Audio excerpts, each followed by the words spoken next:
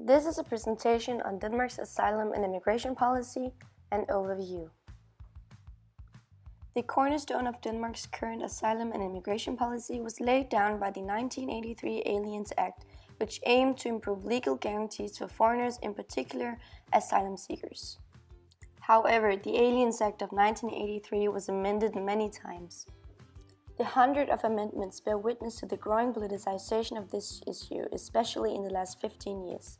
From 2002 to 2016, the Act was amended 93 times, a rate of just over one amendment every 2 months.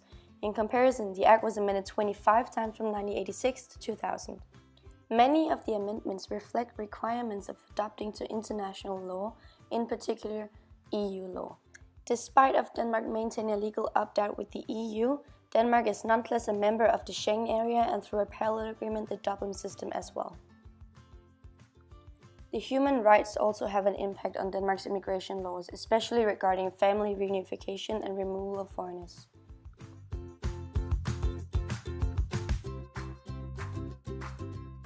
Furthermore, more restrictive measures have emerged.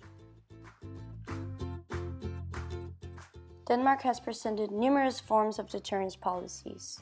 Deterrence can be defined as policies intended to discourage or prevent migrants and refugees from either arriving in the territory of a prospective destination state or accessing its asylum system.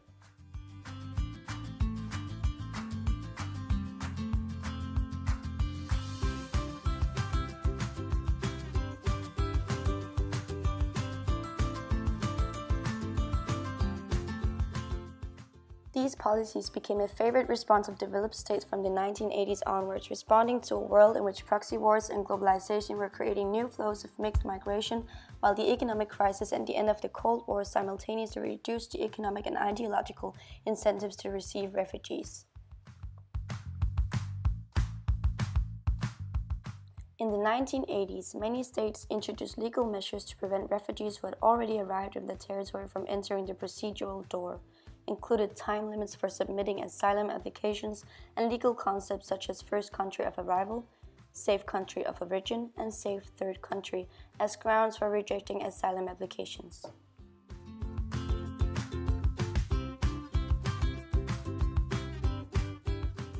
From the 1990s onwards, a stronger focus was also placed in the extraterritorial migration control and the outsourcing of migration management to private actors.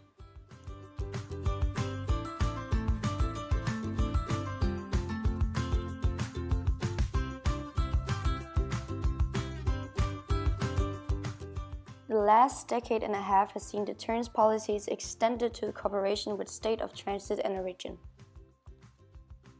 From Australia's Pacific solution to the Europeans' current efforts to secure agreements with countries like Turkey and Libya, these arrangements tend to link cooperation on border control to broader foreign policy arrangements regarding transnational crime, development assistance, trade privileges, labor immigration quotas, and visa facilitation.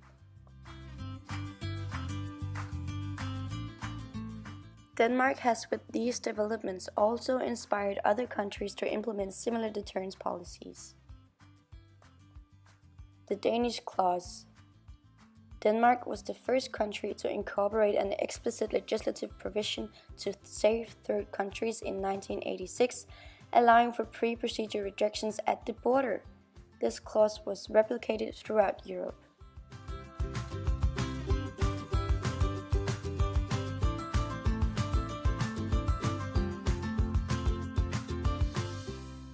Denmark was among the first to introduce carrier liability legislation and to post immigration officers to transit countries in order to block onward travel by asylum seekers. Since 2006, Denmark has similarly actively contributed to joint operations on the auspices of EU's border agency Frontex. Denmark shows that physical and legal geography both play an important role in determining which kinds of deterrence policies are favored where. Denmark is on the one hand geographically removed from the direct pressure that several South and East European countries face from irregular immigration, and it is at least partially insulated from the effects of the secondary movement of asylum seekers due to the Dublin system.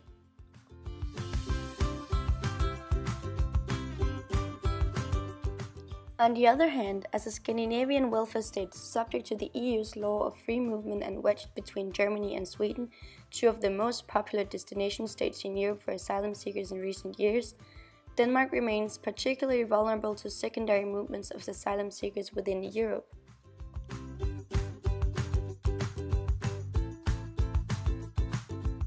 Last, the Danish EU opt-outs in the areas of justice and home affairs arguably provide certain comparative advantages when it comes to adopting deterrence measures.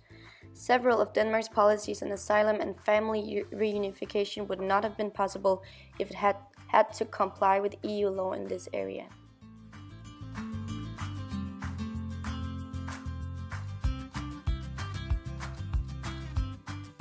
For Denmark, the response to the current rise in numbers of asylum seekers and the consequent breakdown of protection capacity and/or will in several EU frontier states has thus been twofold. First, like Austria, Germany, Sweden, and Norway in January 2016, Denmark reintroduced temporary border controls despite of being in the Schengen area. The controls at the Danish-German land border and Danish ports with ferry connection to Germany have been extended several times, most recently until May 2017.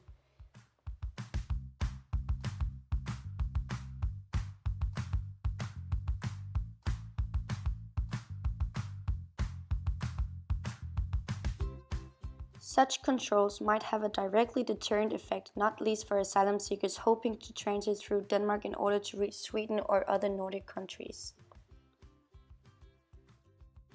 The other response has been to engage in and intensify unilateral efforts to deter asylum seekers indirectly.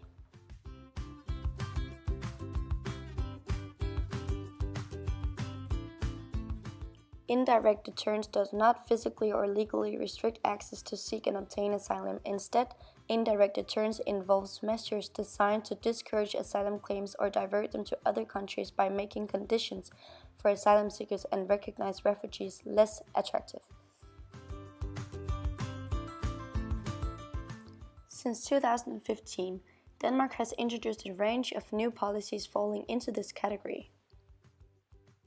The temporary protection status was introduced in 2015 for those fleeing general violence and armed conflicts. Here, residence permits are initially granted for a period of 1 year only, ensuring that cases are regularly reviewed to assess continued protection needs.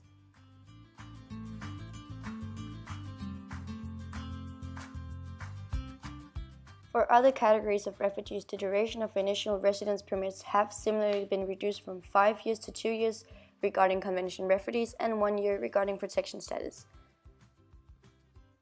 Additionally, access to family reunification for those granted temporary protection status has also been removed during the first 3 years of residence unless special considerations apply.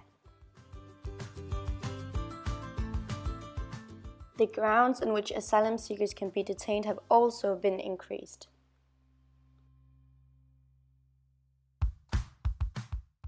Social benefits for refugees have also been cut by 50%.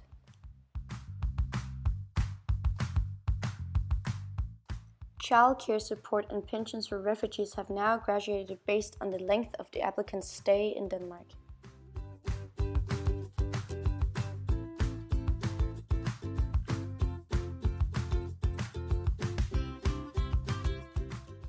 Legislation has been adopted granting the police the authority to search and seize funds and assets from asylum seekers in order to cover costs related to accommodation and other benefits.